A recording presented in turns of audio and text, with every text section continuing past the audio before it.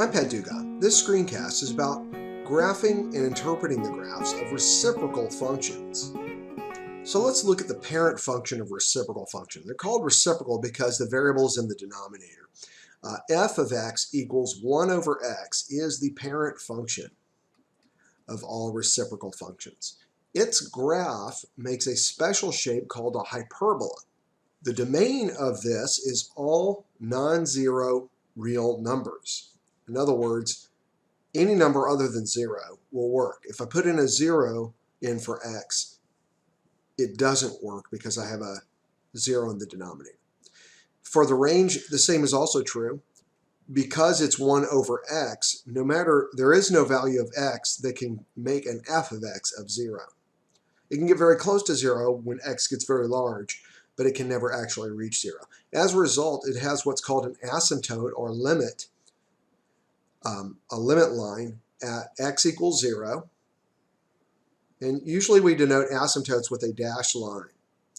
In this case, the dashed line covers the y-axis. So it has a vertical asymptote along the line x equals 0 because x can never equal 0. In a similar way, it has a horizontal asymptote along the line f of x or y equals 0. And this is its limit because the function can never actually get to 0. It has no intercepts, this parent function, because it never intercepts either the y or x-axis and is undefined at x equals 0. So let's look at a typical reciprocal function. F of x equals 2 over x squared plus 5x minus 24. We want to find out where it's undefined. Well, it's going to be undefined where that denominator equals 0. So we're going to set the denominator equal to 0 and determine the values of x that make this true. And if so, these are the values of x that cannot be in the domain of this reciprocal function. So this may factor. I'm looking for numbers that multiply to give me negative 24, add to give me positive 5, and those numbers are going to be 8 and 3, of which, the 8 is positive, the 3 is negative. 8 times 3 is negative 24, 8 minus 3 is 5, so it factors to x plus 8 times x minus 3.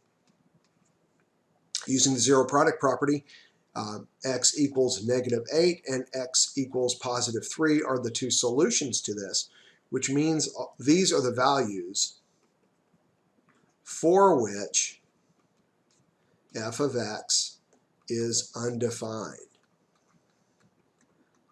So in other words, the domain of this function, f of x equals 2 over x squared plus 5x minus 24, is all real numbers except x equals negative 8 and x equals positive 3.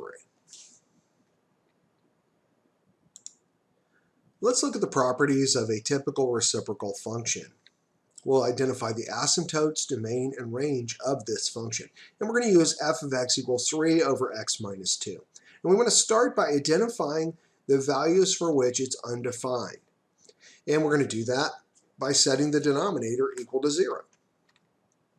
So using the zero product property, x minus 2 equals 0 is going to occur where x equals 2. So therefore, f of x is not defined at the point x equals 2, and this becomes a vertical asymptote for which f of x is undefined along the line x equals 2. Now from x equals 2, as we put in larger and larger values of x, this function gets smaller. Kind of makes sense because the larger numbers that go in for x, the bigger the denominator is, and the numerator is always going to be 3. So 3 divided by increasingly large numbers is going to make an increasingly smaller and smaller and smaller output, eventually getting towards 0 but never actually reaching 0. From x equals 2, the x values, as the x values increase, the function's value approaches 0. As the f of x values decrease, if we go in the left-hand direction, we're making numbers that are smaller and smaller and smaller. And so as x gets to be smaller numbers, we're always going to have negative numbers here in the denominator. So we're going to have 3 divided by an increasingly large negative number, which means it's going to get closer and closer and closer to 0 on the negative side, but never actually reaching 0. So we have then a vertical asymptote at x equals 2, and we have in this case also a horizontal asymptote at f of x equals 0.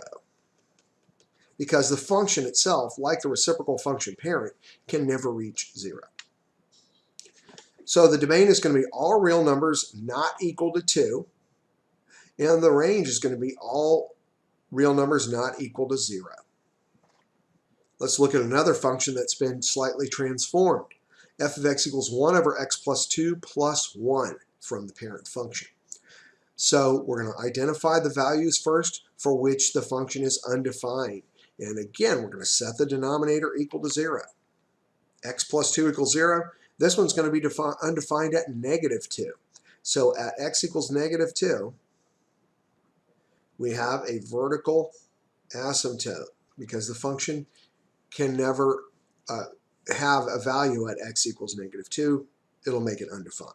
From x equals negative 2, if we go in the left-hand direction, we're putting in increasingly large absolute value, negative numbers. And so the function is going to, this part of the function is going to get closer and closer and closer to 0 on the negative side.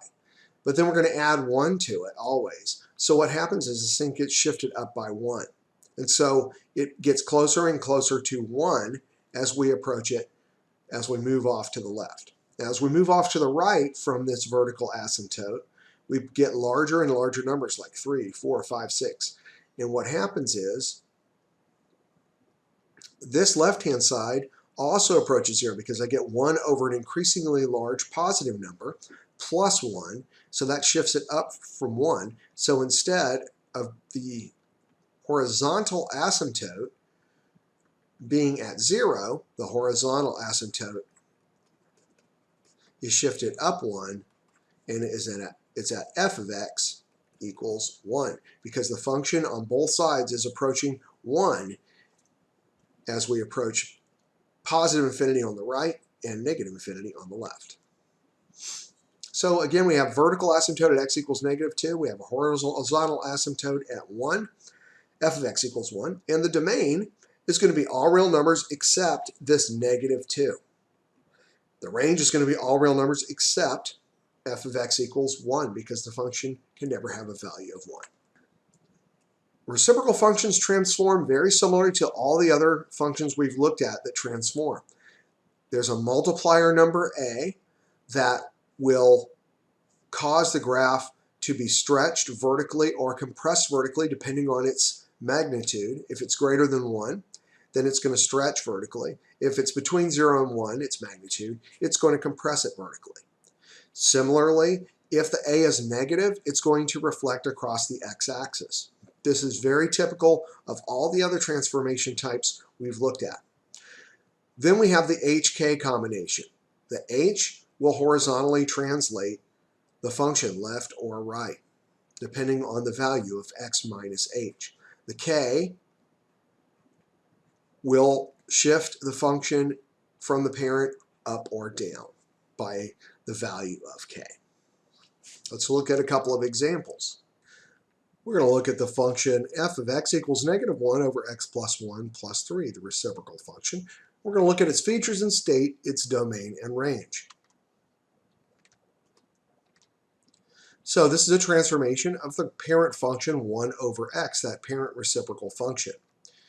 The graph has an a of negative 1, meaning that it's going to be reflected across the x-axis as compared to the parent function.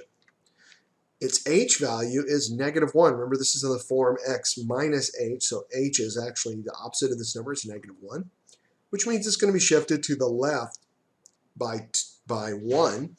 And there's now going to be a vertical asymptote at x equals negative 1. The k value of 3 means it's going to be shifted up 3 from this parent function 1 over x, which means there's going to be a horizontal asymptote at f of x equals 3. So just those transformations alone tell us a lot about what's going on with this function. That means its domain is going to be all the x's not equal to that vertical asymptote of negative 1. Its range is going to be all the y values not equal to that horizontal asymptote of 3. And here's what the graph looks like. Now the parent function I'll kind of sketch in red, would look something like this. But even with this crude sketch, you can see all the transformations that are taking place. It's reflected across the x-axis, so it's kind of the opposite of this red graph parent function. It's shifted to the left by 1 where we have this vertical asymptote. So the vertical asymptote is up here at -1. And then its horizontal asymptote, it shifted up by 3. Its horizontal asymptote is here along the line f of x equals 3. Let's look at one more example. The function f of x equals -4 over x minus 2 minus 1. It again is a transformation of the parent reciprocal function 1 over x. The a value of -4 means it's not only going to be reflected across the x-axis, but it's also going to be stretched vertically by a factor of 4. Its h value of 2 means that the graph is going to be shifted to the right by 2. And then its k value of -1 means it's going to be shifted down by 1. And that h of 2 also means we're going to have a vertical asymptote at x equals 2. And that k shifting down 1 means our horizontal asymptote is going to be at f of x equals -1. And indeed, the graph shows that. It is stretched by a factor of 4. It's reflected as compared to the parent function. It's shifted to the right by 2. So we have a vertical asymptote at x equals 2. And then it's shifted down by 1, a horizontal asymptote at f of x equals -1. And that has a similar effect on the domain and range. The domain excludes any numbers that will make the denominator 0, which in this case is 2. And the range excludes any numbers that the output can never be, and this output can never actually be -1. This screencast was about reciprocal functions in the form of 1 over x as the parent, and we learned how to interpret, graph, and use those reciprocal functions and their transformations.